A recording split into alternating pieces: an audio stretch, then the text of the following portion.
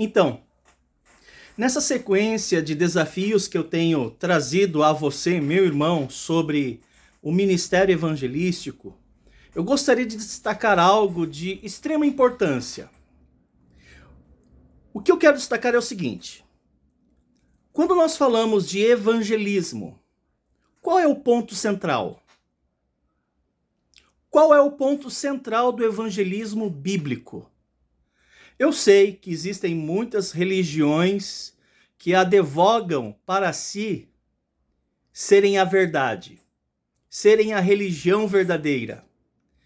Entretanto, nós percebemos que a mensagem que eles têm trazido, às vezes, está na contramão dos ensinos da Bíblia Sagrada.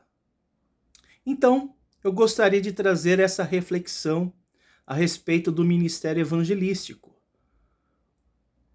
Qual é o ponto central do evangelismo?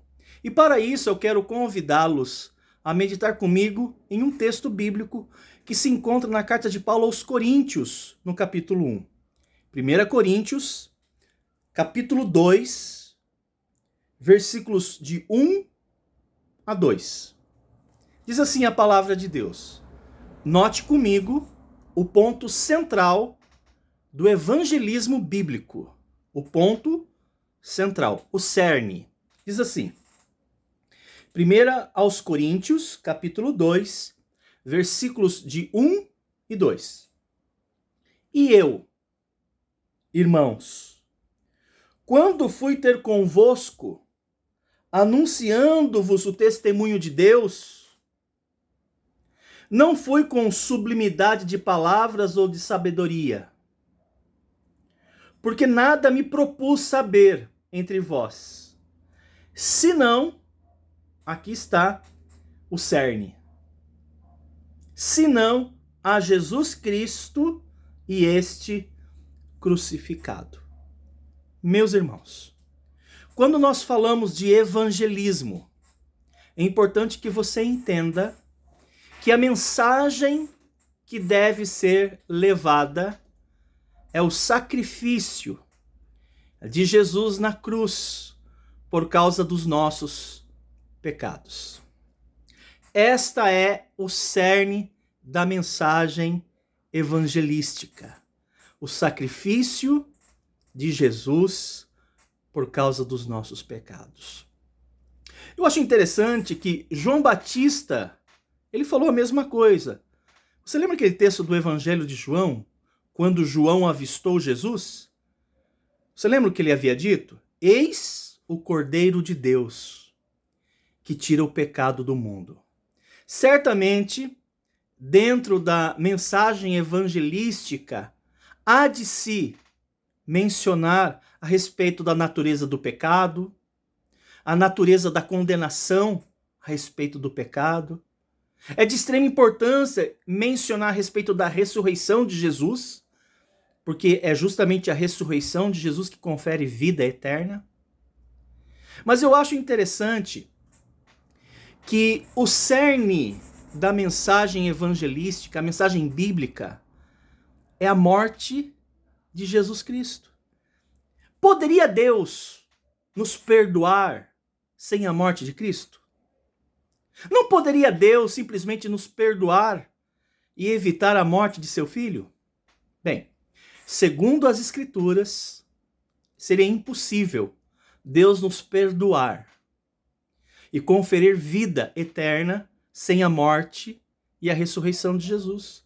Então nós percebemos que, embora haja muitas religiões que falam a respeito de pós-morte ou vida eterna, a mensagem bíblica tem a ver com Jesus Cristo, a morte dele. Eu acho interessante também nós observarmos que quando Paulo escreve a Timóteo, no capítulo 2, no versículo 5, ele vai trazer como realce essa verdade também. Ele vai dizer o seguinte: porque há um só Deus e um só mediador entre Deus e os homens, Jesus Cristo, homem. nós podemos perceber que sem Jesus, sem a morte de Jesus, sem o sacrifício de Jesus na cruz, pelos nossos pecados, não existe possibilidade de esperança e de vida eterna. Jesus, conversando com os discípulos, lá em João capítulo 14, um texto muito conhecido de todos vocês, respondeu-lhe Jesus: eu sou o caminho, né? A verdade e a vida. Muito conhecido. Ninguém vem ao Pai senão por mim.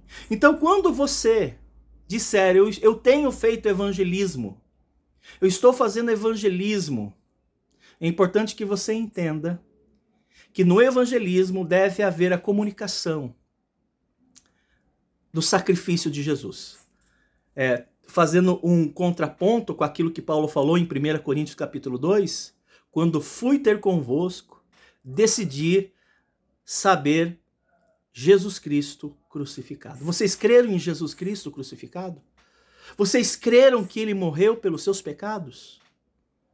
Olha que interessante. Eu quero finalizar esse desafio a respeito do cerne da mensagem evangelística num texto agora de João, na sua primeira epístola, capítulo 5, e o versículo 1 João, capítulo 5, e o versículo é o 10 e o 11. Olha que interessante aqui, eu quero chamar sua atenção para isso, porque Paulo mencionou sobre isso em 1 Coríntios capítulo 2, o testemunho de Deus. Ok? Qual é o testemunho de Deus? Não estou falando o testemunho do Mário, o testemunho do irmão, da irmã, não. Testemunho de Deus. Paulo falou sobre isso, lá em 1 Coríntios capítulo 2, e João fala aqui também. Olha que interessante. Quem crê no Filho de Deus, em si mesmo tem o testemunho. Quem em Deus não crê, mentiroso faz, porquanto não creu no testemunho que Deus deu acerca do seu Filho. Então, olha que interessante, o apóstolo João, na primeira epístola, ele está falando que há o testemunho de Deus a respeito do seu Filho. E no versículo 11 vai falar qual seria esse testemunho. Testemunho de Deus. Versículo 11. E o testemunho é este, que Deus nos deu a vida eterna, e esta vida está em seu Filho.